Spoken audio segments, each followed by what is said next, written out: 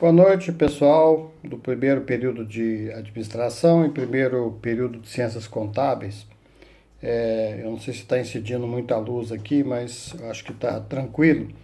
Interessa bastante o que a gente vai falar, não é isso? Espero que vocês estejam bem. Hoje é quinta-feira, não é isso? Dia de nossa aula. A semana passa depressa, né? Quando a gente está muito em casa assim, passa correndo, voando. Daqui a pouco já é final de semana de novo, né? Então, hoje nós vamos dar seguimento, né, à nossa segunda etapa, que nós estamos antecipando com alguns conceitos e depois vamos ver presencialmente. Hoje a gente entra na teoria estruturalista. Então, só para situar, né, para recordar, nós já vimos as três escolas clássicas na primeira etapa: escola científica, escola clássica e escola burocrática. E depois nós entramos numa outra fase, que seriam as escolas humanistas, não é isso? É a escola das relações humanas e também a escola comportamental. Todas essas escolas, é preciso deixar bem claro, que elas viam a empresa como um sistema fechado, né? Olhavam somente para dentro da empresa. Não que isso estivesse errado, mas era o que era possível naquela época, né? As teorias estavam ainda no início, não é isso mesmo? E a gente não podia esperar tanta coisa assim, né? Como são nos dias de hoje, que a gente já tem uma compreensão muito grande das organizações, mesmo assim continuam sendo estudadas. É isso mesmo? A teoria estruturalista, ela tem também alguns autores, né, que são clássicos, Amitai Tzioni, por exemplo, né, e que nos trouxe a ideia de que a empresa não é um sistema absolutamente fechado, nem pode ser. É isso? Não chega a ser a visão da teoria sistêmica, né, que nós vamos ver mais para frente, mas aqui já dá para perceber que não existe aquela possibilidade da empresa ser um ambiente totalmente fechado. E essa escola ela vem nascer exatamente em razão das críticas que foram feitas, né, às escolas clássicas, principalmente, né?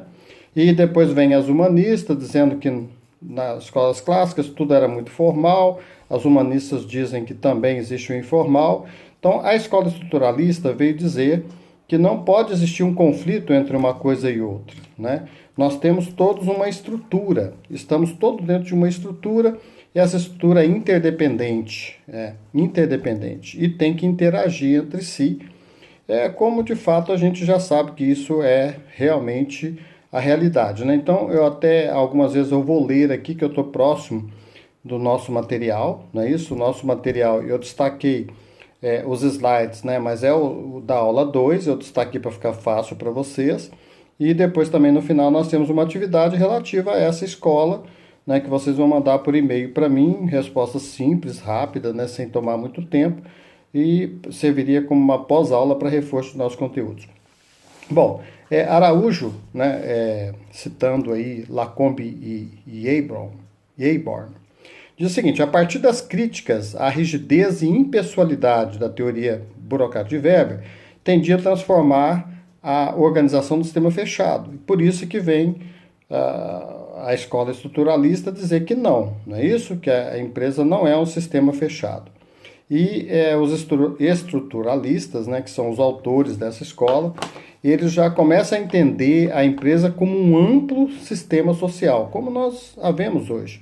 Então, a introdução, inclusive, da sociologia dentro das organizações, não é isso?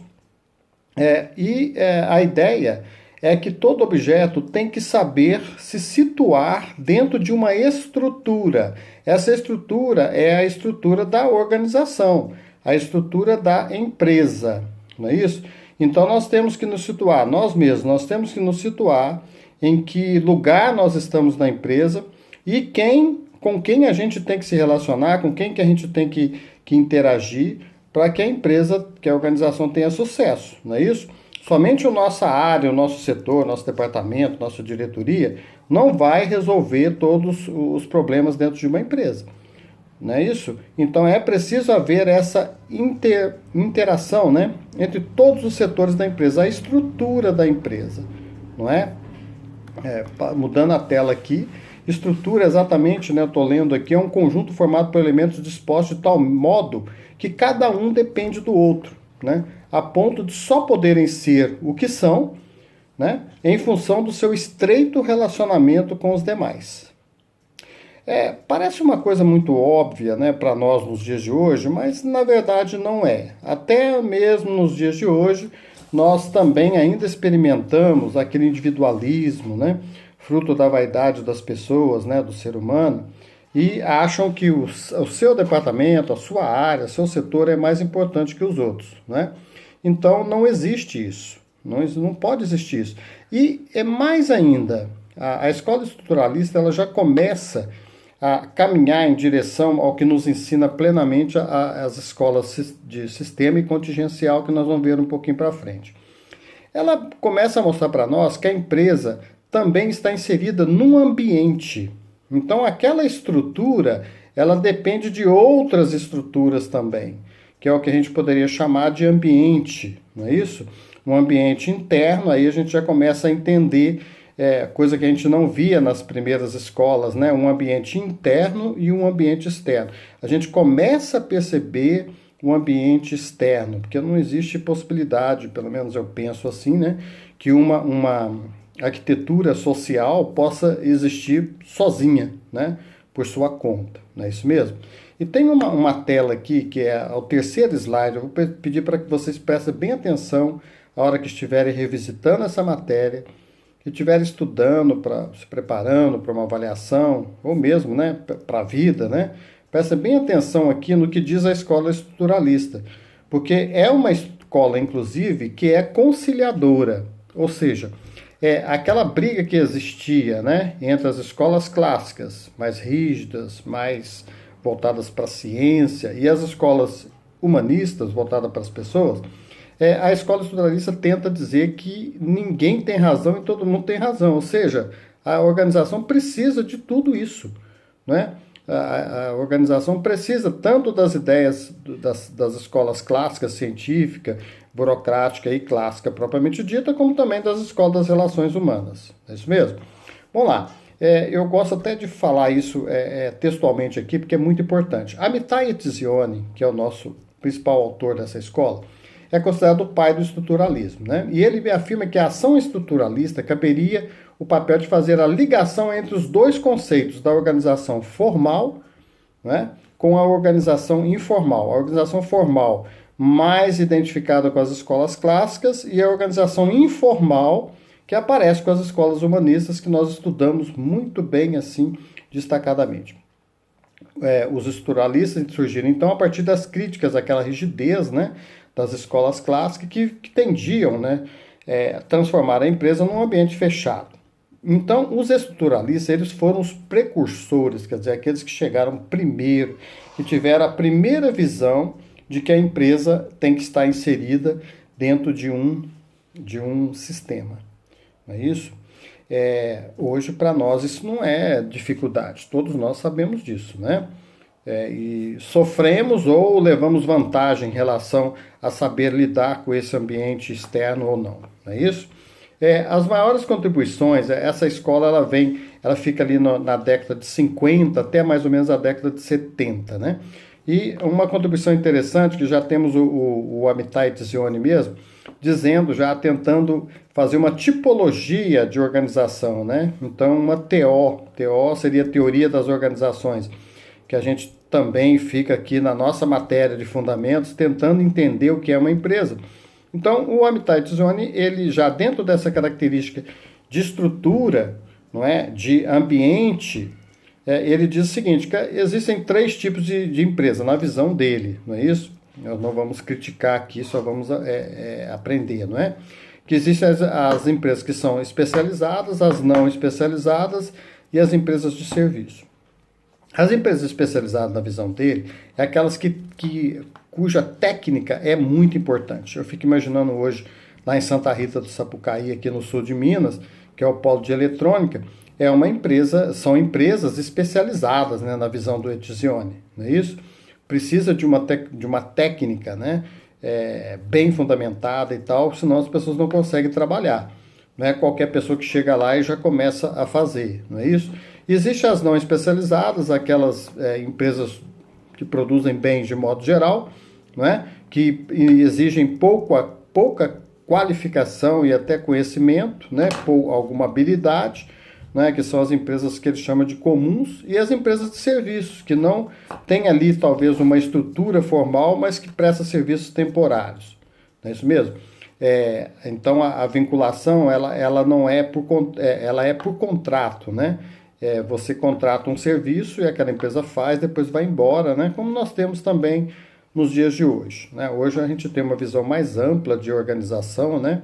Nós vamos ver mais na terceira etapa ou lá no segundo semestre, né? Uma nova visão da teoria das organizações, né? Mas isso provavelmente vai ser lá no segundo semestre. Por enquanto, né, nós temos algumas tentativas, né, de se entender a empresa, e a Amitatis Zione nos traz essa. Nós temos outras contribuições também de outros autores, né? Mas eu gostaria de destacar, vocês vão ver ali, a visão do Thompson, que diz da abordagem sociológica, né? Que determina a estrutura do comportamento e a interação entre diversos grupos. Então é como se a gente fosse observar ali a influência da sociologia, não é isso? Que é o homem vivendo em sociedade, especialmente aqui a sociologia organizacional, ou seja, os grupos dentro das organizações, os grupos dentro das empresas, como é que é esse comportamento, né? E a organização informal é decorrente do comportamento dos grupos sociais que estão presentes nas organizações. Nós já conversamos algumas vezes sobre isso, né? Que a empresa é uma estrutura, digamos assim, social. E nos dias de hoje, é muito importante a contribuição que a escola estruturalista nos traz, né? Para dizer o seguinte, que o primeiro, mais atenção no comportamento dos grupos, não é isso? Interação, cooperação, interdependência. Ninguém é sozinho, ninguém é mais importante, não é isso? O que é importante, como diz os autores da escola estruturalista, é a excelência em negócios, não é? Não é a questão de ter mais privilégio, menos privilégio, né? Atingir as metas, não atingir a meta. Eu tenho uma frase, né, que eu aprendi na minha vida profissional e que eu passo isso sempre, que eu recebi isso como se fosse um presente, que eu naturalmente era gestor, era executivo, tinha uma unidade para conduzir, um acordo de trabalho, né? E os meus superiores sempre, a maioria deles falava assim, não existe artilheiro de time que não é campeão. O que acontece? Então não adianta que você, o seu setor, faça muito bem e tal, se a sua empresa não chega lá, se a sua empresa não atinge as metas, os objetivos. Não é isso mesmo? Não adianta nada ser artilheiro se o seu time não ganhou o campeonato. Não é isso mesmo? Então, e para isso o que acontece? Não temos que ficar privilegiando uma ou outra pessoa, um ou outro setor, um ou outro grupo. Nós temos que privilegiar a organização como um todo. A estrutura toda é que tem que ser considerada. Então eu quero que vocês percebam essa escola estruturalista, porque ela é tipo um divisor de águas. É a primeira escola, olha, presta muita atenção nisso, é a primeira escola que começa a dizer, a estudar e a afirmar que a empresa ela está num sistema aberto. Estou falando com bastante ênfase essa palavra. Sistema aberto. Depois nós vamos ver mais duas escolas, a escola sistêmica propriamente dita e a contingencial, que vão confirmar isso. Mas essa é a primeira escola que diz, ou que estuda a empresa como um ambiente, inserida num ambiente externo, ou seja, num sistema aberto. Tudo de bom para vocês, até semana que vem, façam aí as atividades, mandam para mim, se tiver dificuldade, por favor, falem comigo. Tchau, tchau.